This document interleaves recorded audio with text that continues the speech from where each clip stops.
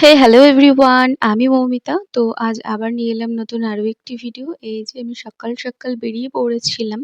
তো আজ আমি যাচ্ছিলাম শুটে, আর আমার কল টাইম ছিল ৯টার সময়। তো আমি একদম কাটাই কাটাই ৯টাতেই পৌঁছে যাই। তো তোমরা রাস্তা থেকে অনেকেই গেস করতে পেরেছো আমি কোথায় যাচ্ছি। হ্যাঁ, আজ আমি যাচ্ছিলাম দেবস্মিতা দি স্টুডিওতে। আজ ছিল দেবস্মিতা দি ভাই স্টুডেন্ট ওয়ার্ক। তো এই যে আমি পৌঁছে গেছি। তো তারপরে আমার মেকআপ আর্টিস্ট লাগেজটা খুলে সবকিছু গুছিয়ে নিচ্ছিল। দেন আমি বসে পড়ি মেকআপে। তো এই যে এখানে আমার আই মেকআপ স্ট্রেট হয়ে গেছে। আর এখানে তোমরা দেখতেই পাচ্ছ আই মেকআপটা ফুল কমপ্লিট হয়ে গেছিল। পুরো শুধু ল্যাশ পড়াটাই বাকি ছিল। তাহলেই কমপ্লিট হয়ে যাবে। তারপরে আমি গিয়ে শাড়ি পরে নিই, কলকাও ডান। দেন চলে যাই হেয়ারে। তো হেয়ার কমপ্লিট হয়ে যাওয়ার পর আমি প্রায় 90% রেডি। তো তখন ঠিক করলাম যে লাঞ্চটা করে নিই। তো এই যে লাঞ্চে বসে পড়েছিলাম। আর হ্যাঁ, আজকে কিন্তু খাবার আমি বাড়ি থেকেই ক্যারি করেছিলাম। ওই রিচ খাবার আমি আজকে আর খেতে চাইছিলাম না। তো তারপরে এখানে আমরা মালতী মাসির ভিডিও নিই যে বসে বসে রুটি খাচ্ছিল। কেন বললাম বলো তো? এই যে এই কারণে।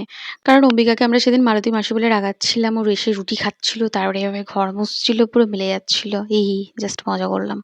তো এই যে এটা হচ্ছে আজকের আমার ফাইনাল লুক। আমার কিন্তু লুকটি দারুণ লেগেছিল। আর হ্যাঁ, আমি কিন্তু আজকে সবার ফার্স্ট রেডি হয়েছিলাম।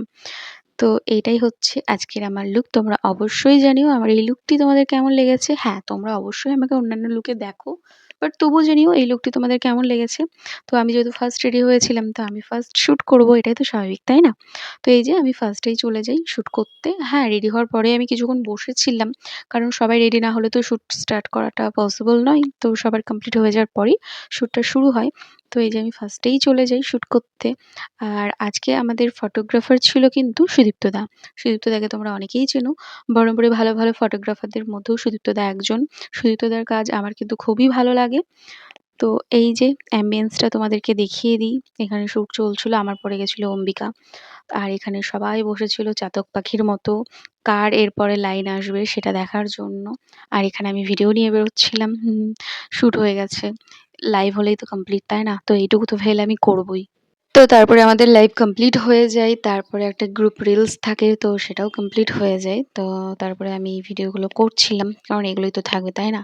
আর একটা জায়গা তোমাদের দেখাই, এই যে এই জায়গাটা আমার জাস্ট দারুণ লাগছিল। মানে এই জায়গাটা হচ্ছে মেয়েদের কাছে স্বর্গ, তাই না বলো? এখানে মেকআপের কি নেই? এই জায়গাটা দেখলে মানে কি বলবো, এমন কিছু নেই যেটা আমাদের প্রয়োজন। সমস্তটাই এখানে রয়েছে। আর এই জায়গাটা হচ্ছে দেবস্মিতাদির জায়গা। আমার খুবই ভালো লেগেছিল, ওই জন্য ভিডিও নিয়েছিলাম। আর এই যে আমার শুট কমপ্লিট। তো এখানে আমার মিষ্টি মোয়া আমাকে আস্তে সুস্তে করে হেয়ার বলো, মানে সবকিছুই আস্তে আস্তে খুলে দিচ্ছিল। খুবই ভালো মেয়ে, বাচ্চা মেয়ে। ওর কাজ যদি তোমাদের ভালো লাগে আমাকে অবশ্যই বলো, আমি কিন্তু ওর কন্ট্যাক্ট নাম্বার তোমাদেরকে শেয়ার করে দেবো।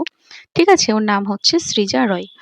তো আজকের মতো এখানেই, আর ভিডিওটা বেশি বড় করব না। তো এরপর আমার শুট কমপ্লিট হয়ে যায়, আমি বেরিয়ে চলে আসি। স্বর্ণদীপ আমায় নিতে এসেছিল। তো তারপরে আমি একটু গঙ্গার ধারে গেছিলাম, কারণ সেদিন বৃষ্টি হয়েছিল আর ওয়েদারটা দারুণ ছিল। তখনও কিন্তু হাওয়া ছিল ভালোই। তো এই যে এখানে মোমোর দোকানে ও মোমো নিচ্ছিল আমার জন্য। তো খাওয়া দাওয়া করেই চলে যাই বাড়িতে। তো আজকের মতো এখানেই, আর ভিডিওটা বেশি বড় করব না। তো আমার ভিডিও যদি তোমাদের ভালো লাগে অবশ্যই একটা লাইক কমেন্ট শেয়ার করে দিও। আবার দেখা হবে অন্য কোনো ভিডিওতে, অন্য কোনো লুকে, অন্য কোনো লোকেশনে। তো আজকের মতো এখানেই, টাটা।